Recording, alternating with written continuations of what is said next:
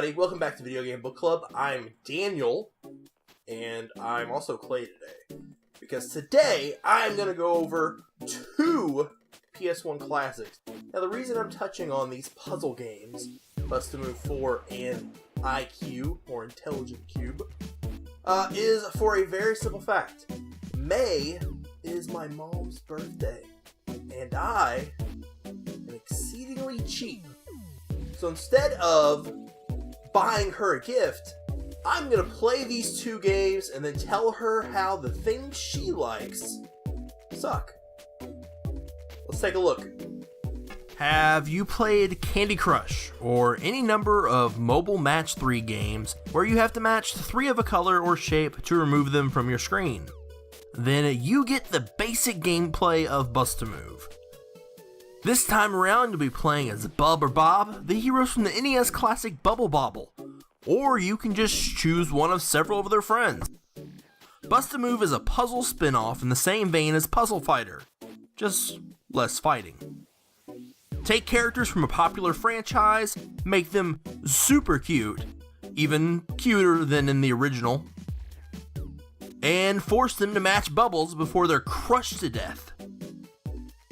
The character designs still hold up, and Bub and Bob, as always, are super cute. I also like this mermaid a lot. Don't judge me. Sound is crisp and used nicely, with cutesy vocalization thrown in here and there that fits in with the overall presentation of the game. The color of the orbs are different enough, although I could easily see a colorblind person have an issue with the orange and red spheres. Menus are clearly from the age before gaming really nailed a lot of things down. The transition from the SNES generation and disk-based systems was a trying time for things like loading from memory cards. Also, just loading. Discs allowed a lot more storage space, but man, loading times back then were a lot rougher than I tend to remember. Movement of your arrow, which is how you shoot bubbles to match them up, is slow and makes me miss the fluidity of a game like Peggle, which also has superior wind music.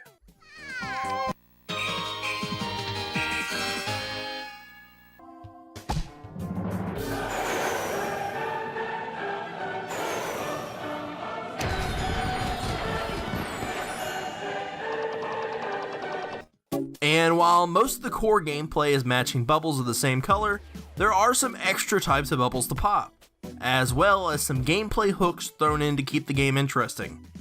Blue bubbles with a starburst shape can be used to pop all bubbles of the color you shoot it with, and clear bubbles will change color when you pop a set of any color attached to the clear bubble.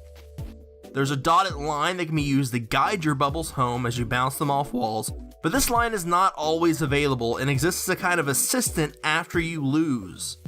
The 2 new additions to this series, which is a series I will never be revisiting, are the pulley and chain reactions.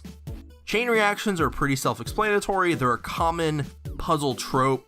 You can cause a chain reaction in 2-player mode that has a chance to match up the bubbles that are falling down as you clear your screen. So if you pop a row of 3 and a yellow bubble was attached to it, that yellow bubble can then go up and pop another group of bubbles to cause a chain reaction. Pulleys are a nice ripple in the normal gameplay, where you have to be aware of the weight of the bubbles as you clear them. If you put too much weight on one side of the pulley or take too much away from the other side, you run the risk of having the pulley fall below the failure line and losing the match. Story, what?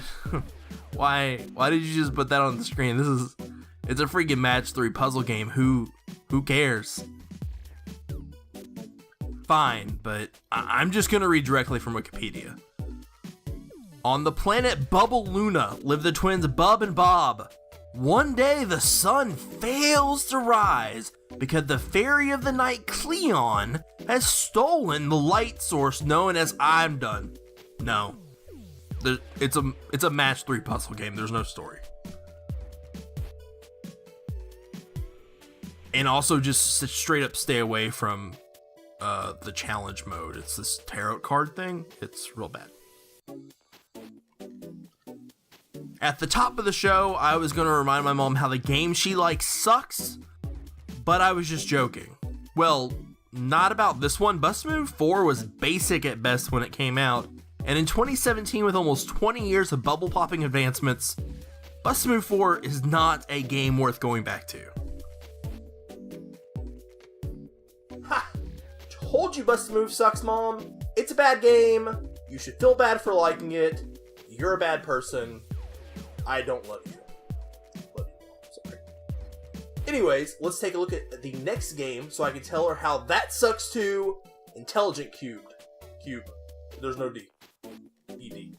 What's the name? I don't know how to spell cubed. Whatever. Check it out.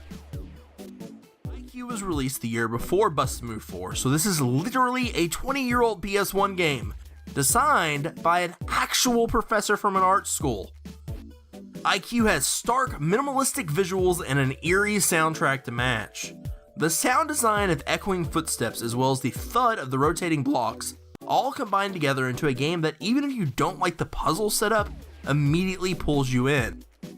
Presentation-wise, IQ immediately sets itself apart from just about anything else you've ever played. It is both simplistic as well as supremely well crafted, to the point of when you first hear that this was designed by a legit art professor, you just kind of say, yeah, that makes total sense. If you play this, make sure to go into the options menu to load and save, which is a frustratingly outdated method, and thankfully hasn't been used in a long time. If you don't, you'll lose your sweet stats. I mean, come on. You have to be able to look at your scores. Look at those scores. Yeah, Clay, look at those scores. They're good. Let's get down to the meat and potatoes. This is, after all, a puzzle game. And while it looks and sounds fantastic, how does it play? Good. Really, really good. In IQ, you play as this little man, and those blocks want to crush you. If the blocks crush you, a bigger man will yell at you. Again. And you'll have to not get crushed by the same blocks again. Well, actually, that may be a little too simplified. Let's try this again. You play as a little man who clears blocks before they can crush you, so you can hear a big booming voice tell you that you are... Oh, that's good. It's actually pretty... I could get used to that. Let's try something. If you get all the answers to a test right, you could say your score was... Having Rick and Morty Season 3 air on April Fool's Day without telling anybody it was. In Harry Potter, Ron's brother Percy was a... close enough. In IQ, there are 3 types of blocks for you to either destroy or avoid. Gray blocks are your basic obstacle that you can lay a trap on the ground, and when the block lands on the trap, you can activate it to destroy the block. Green blocks, when destroyed, leave a green trap on the ground that, when activated, will destroy any blocks in a 3x3 grid, with the center being the green trap that was left behind. Lastly, we have black blocks. Do not destroy black blocks. Basically, this is the only thing you should not be doing, other than allowing gray or green blocks to fall off the stage, or getting ran over by blocks. I guess that means it's one of 3 things you should be doing. Those 3 things are actually the only things you should be doing. Not be doing. It's a puzzle game, it's fun. You'll be spending your time trying to clear blocks in the most efficient manner, so you can get higher and higher scores in increasingly difficult stages.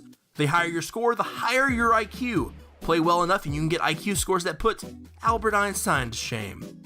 I am smarter than Einstein because of this game.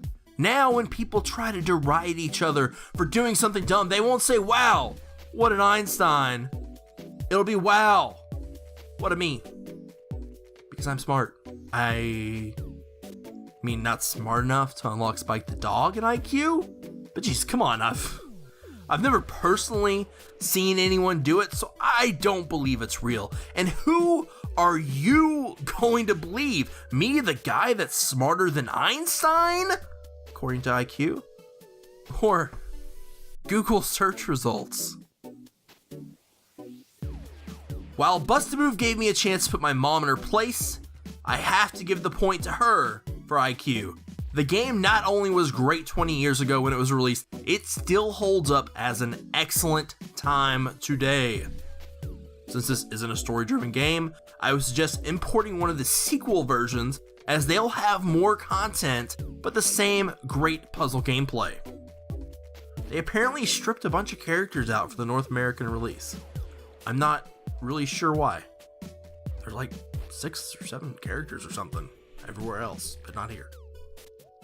Go play IQ. Bust a Move sucks. Alright, so I'm batting 50-50. Bust a Move 4, not a good game. Wasn't a good game then, isn't a good game now. Intelligent Cubed, however, is freaking amazing.